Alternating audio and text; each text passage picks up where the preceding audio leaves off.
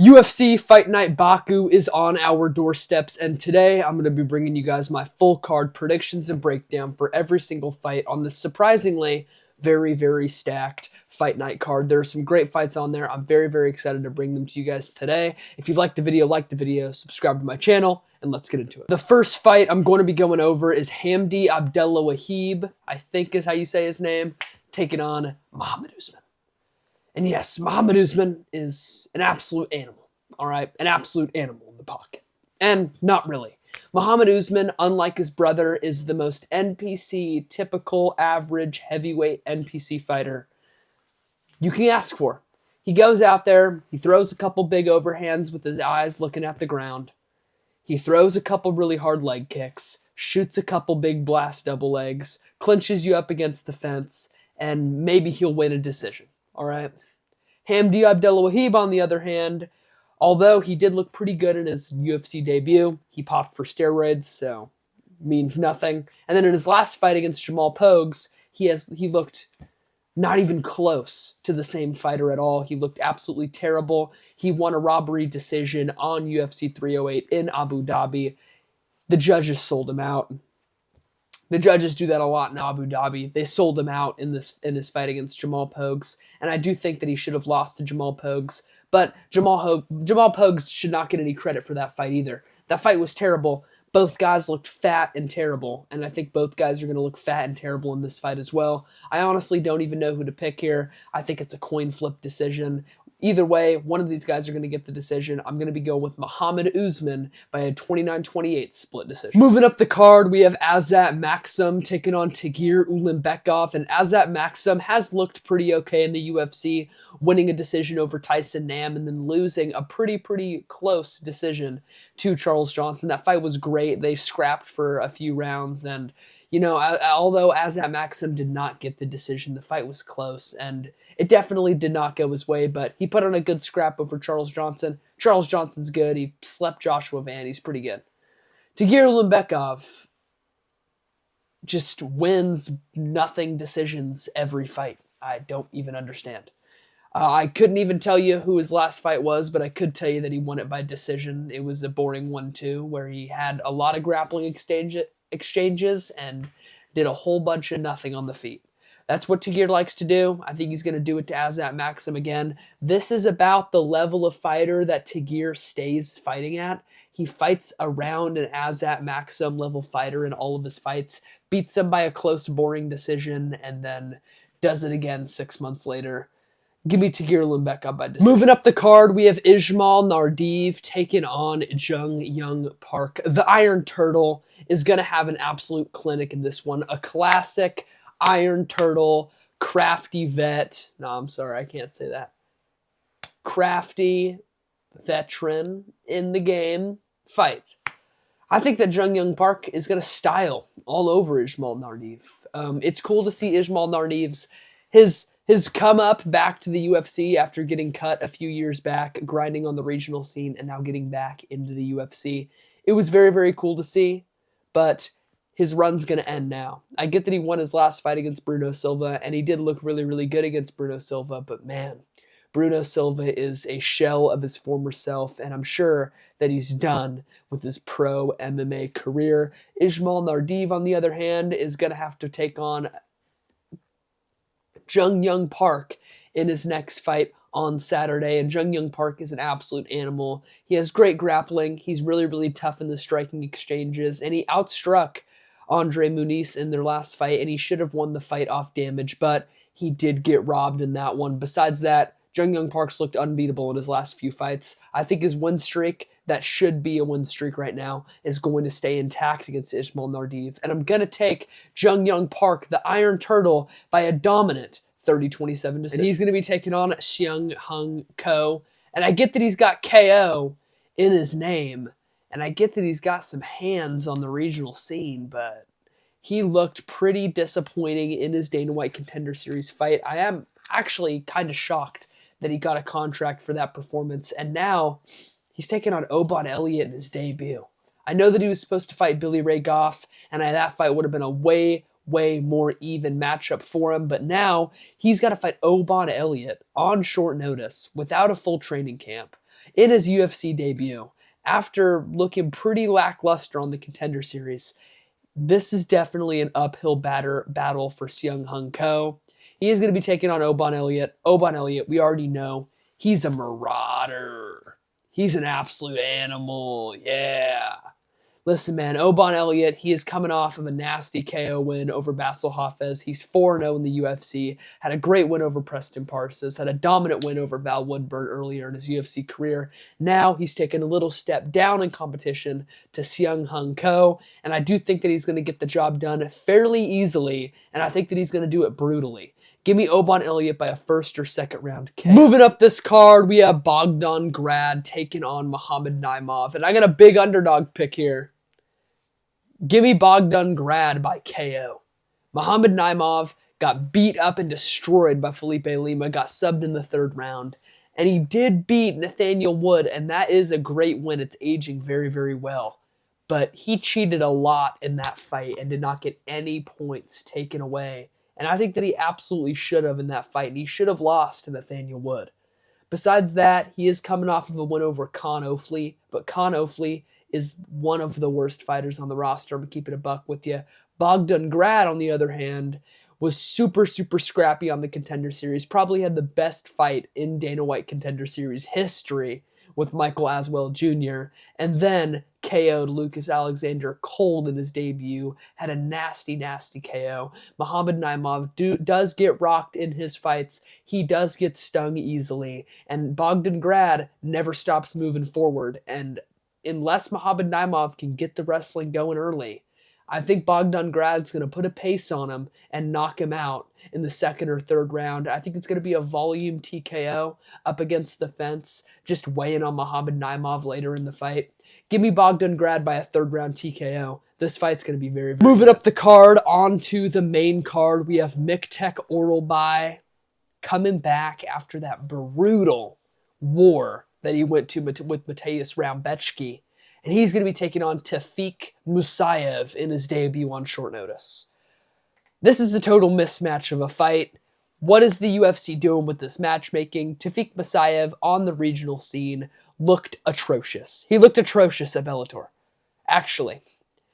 I mean, okay, listen. Bellator fights are all the same anyway. It's just standing at range and like feinting a lot.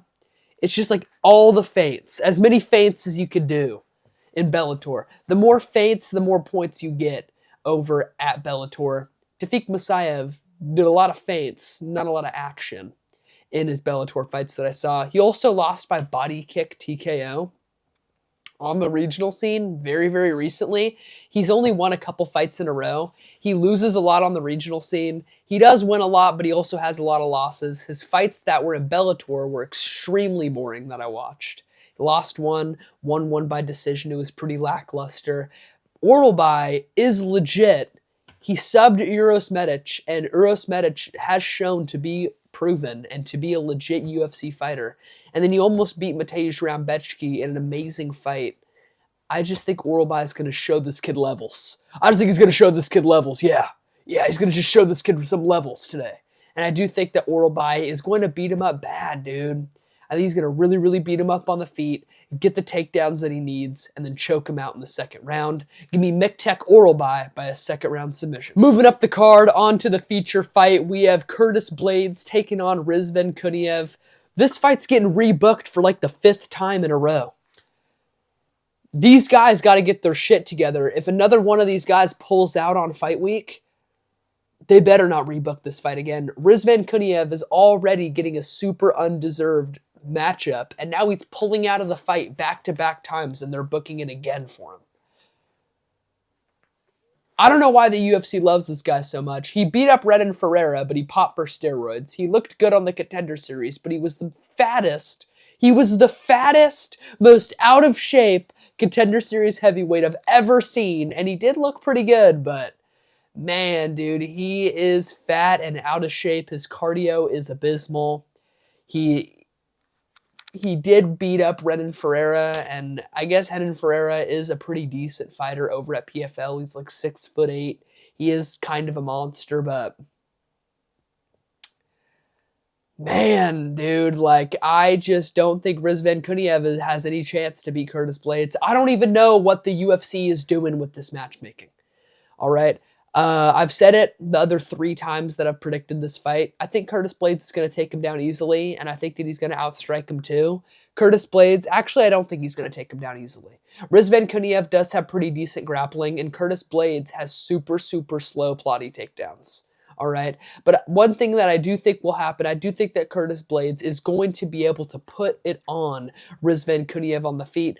Curtis Blades has a very, very long reach. He has like an 81-inch reach that is very, very good. He's used it in many of his fights. Even Tom Aspinall was saying that he was surprised how many times Curtis Blades was able to clip his chin when they fought. I do think that Curtis Blades is going to keep Rizvan Kuniev on the end of his punches. He's not going to let Rizvan come in. I don't think he's going to let him come in close. I don't think Rizvan is going to be able to get his takedowns going either.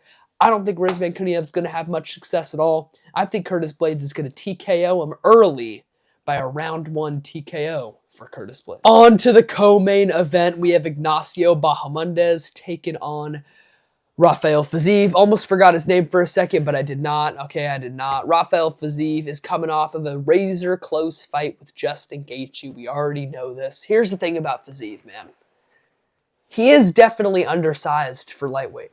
He is very undersized, and his cardio is not very good.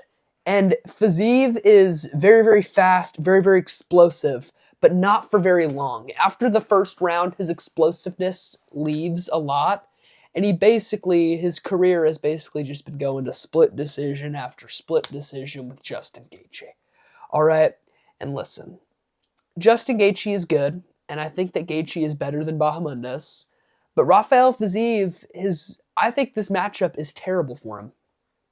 I think Bahamondes has a terrible style for him, a long, rangy Bahamondes. I think that he'll be able to keep Fiziev on the end of his punches. I think Fiziev is going to look very, very explosive early and win round 1 off damage, but then I think that he will slow down. Undoubtedly, he will slow down. He does it in all of his fights, and he's going to do it against Bahamondes. Bahamondes is a very, very dangerous striker. You don't want to gas in front of Bahamondes late. You do not want to gas in front of Bahamondes. And I know that Ludovic Klein pieced up Ignacio Bahamondes on the feet in the later rounds. And Bahamondes does slow down too in his fights, but Ludovic Klein's cardio and size and strength is apparent compared to Rafael Fiziev. I know that those guys are both very, very short and stocky for the division, but Ludovic Klein is a way better grappler than Rafael Fiziev. The takedown threat is there when you're fighting Ludovic Klein. And Ludovic Klein, his cardio holds up way, way better over a 3-round fight than Rafael Fiziev does. Ludovic Klein, although he did not do it well against Gamrot, he is very, very good at pacing himself in a 3-round fight, and he paced himself very, very well against Ignacio Bahamondes. And Bahamondes was a lot younger. He was a tadpole in the UFC when they fought. I have a lot of reasons for why I think I'm going to pick Bahamondes here, and I'm going to stick with it. I think Bahamondes is going to win by a 29-28 decision, and I think it's going to be more clear than the Gaethje fights.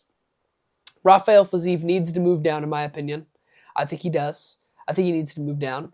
He is very explosive, but he slows down, and his power is going to be way, way better at featherweight. I don't think his power is going to be as affecting on Bahamondes as Bahamondes' power is going to be on Fiziev. So I am going to take Ignacio Bahamondes by a 29-28 unanimous decision. On to the main event, we have both of Alex Pereira's victims, Jamal Hill and Khalil Rountree, taking on each other. It's a 5-round fight. It's a great fight, and I'm not really sure if he's the underdog or not, but I am going to be going with Jamal Hill in this fight. I know that Jamal Hill's footwork is atrocious, and that is something that scares me. Jamal Hill waddles like a duck in the octagon, and he will walk at you flat-footed. And every time Jamal Hill steps, I think that Rountree is going to be able to time that leg kick, and I think that he's going to beat up the legs of Jamal Hill a lot. But the reason why I'm going to be going with Jamal Hill is I just think Khalil Rountree's performance over Alex Pereira is getting very, very overrated.